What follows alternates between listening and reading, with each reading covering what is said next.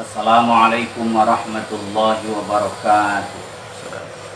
Alhamdulillah, wassalatu wassalamu ala rasulillahi Muhammadin ibni Abdullah wa ala alihi wa ashabihi wa man tabi'ahu ila yaumil qiyamah, amma ba'd. Saudara-saudara sekalian yang saya hormati, para shaimin dan shaimat yang dimuliakan Allah, pada kesempatan ini saya menyampaikan satu hal yang terasa kecil tetapi sering dilupakan orang. Padahal hal yang kecil ini sangat betul-betul menentukan satu macam ibadah kita, apakah dia diterima atau tidak. Di bulan Ramadan ini kita banyak sholat berjamaah. Di samping sholat sendiri pada sholat-sholat sunat, tapi sholat berjamaah di samping sholat fardu juga sholat-sholat sunat sangat banyak kita lakukan, melebihi di waktu lain di luar Ramadan.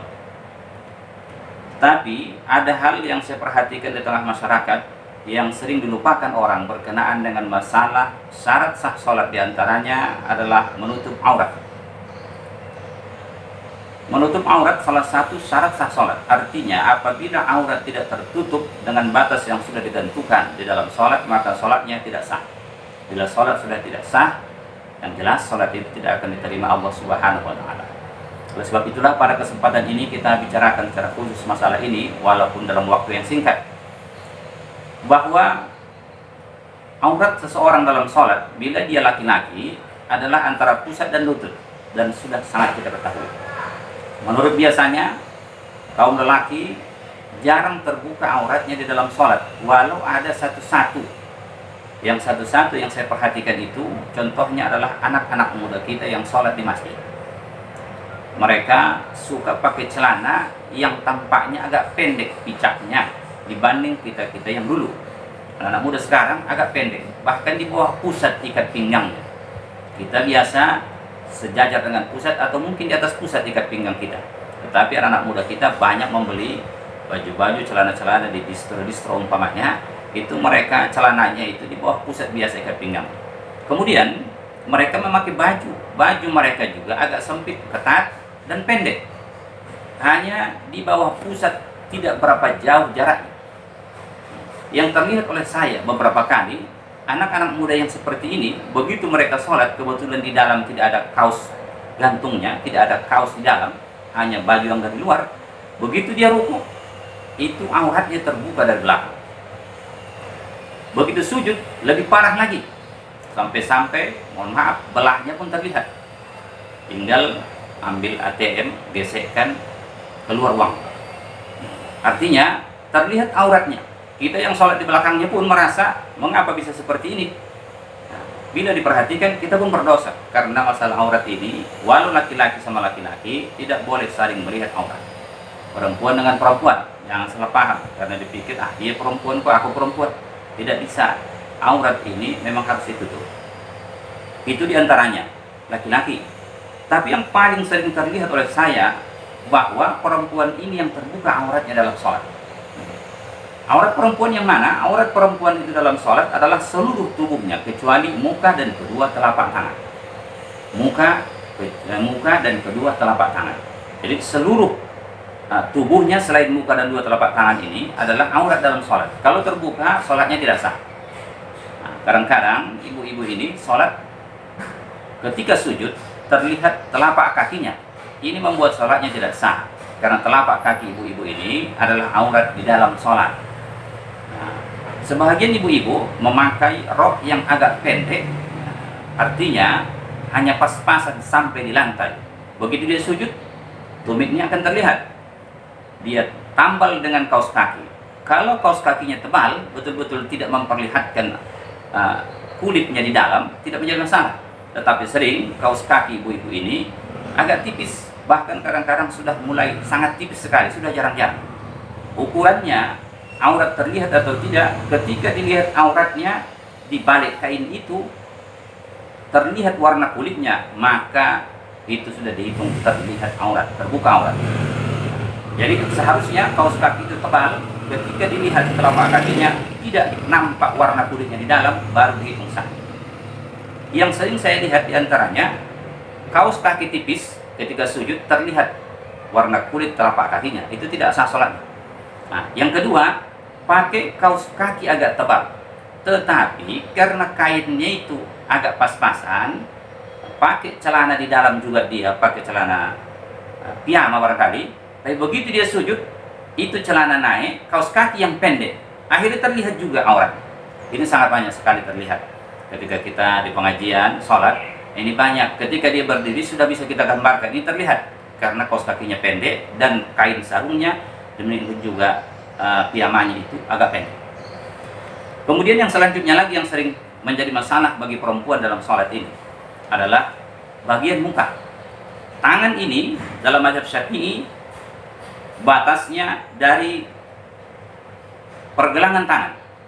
Pergelangan tangan ke atas, ini dihitung tidak aurat di dalam sholat. Batasnya mulai dari pergelangan tangan ini. Andaikan ada perempuan memakai baju tertutup sampai di sini, tapi kalau bajunya agak longgar, begitu dia buat begini nampak, itu tetap tak sah. Makanya kalau mungkin dia sudah pakai begini, dia pakai manset, yang menutup tidak bergerak-gerak di sini, itu sah dia. Ini kemarin terlihat, itu sah dalam mazhab Syafi'i. Kemudian dari itu, muka yang paling sering saya lihat adalah bahagian muka perempuan di dalam sholat, yang sholat mereka sebenarnya tidak sah, tapi mereka tidak merasakan itu. Muka itu adalah mulai tempat tumbuh rambut biasa. Disebutkan tempat tumbuh rambut yang biasa karena menurut biasanya lebih kurang di sini tempat tumbuhnya. Tapi kadang-kadang seiring dengan berjalannya waktu, kadang-kadang bisa di sini karena sudah botak barangkali dan sebagainya. Tidak itu menjadi ukuran, tapi tempat tumbuh yang biasa. Orang biasanya lebih kurang di sini tempat tumbuhnya. Maka muka dihitung dari situ sampai memanjang dia ke bawah, pertemuan dua rahang yang kita sebut dengan dagu. Ini dari segi panjang. Kemudian lebar muka ini adalah di antara telinga kanan dan telinga kiri. Jadi lebih kurang inilah muka itu sampai kemari. Inilah muka. Artinya inilah yang boleh terlihat di dalam sholat bagi perempuan. Ini yang boleh terlihat dalam sholat. Yang sering terjadi, ibu-ibu kalau sholat ini memang tertutup, tapi di bawah dia buat pelapungnya di sini, di sini. Maka saya contohkan sedikit supaya tidak menjadi permasalahan nanti dalam sholat ini. Ibu-ibu ini suka membuat telepungnya seperti ini. Ini tak sah sholatnya. Mengapa? Sampai di sini yang boleh terlihat. Ini sudah aurat. Ini sudah aurat. Harus sampai di sini. Di sini dia. Karena muka itu mulai tempat tumbuh rambut dari atas sampai ke pertemuan dua rahang dagu ini. Inilah yang dihitung muka. Inilah yang boleh terlihat dalam sholat. Lain dari sini tidak boleh. Sementara ini sudah aurat. Maka begitu mereka buat telepungnya seperti ini, maka sebenarnya sudah terbuka auratnya, sholatnya tidak sah. Inilah yang banyak terjadi. Barangkali kalau ini sangat sering terlihat oleh kita. Kalau mungkin masalah kaki itu karena kita mungkin dekat ketika sholat berjamaah habis pengajian, mungkin terlihat dari gayanya ini pasti akan terbuka. Tetapi kalau muka itu sering kita lihat seperti itu dia. Yang model seperti ini tidak sah sholat.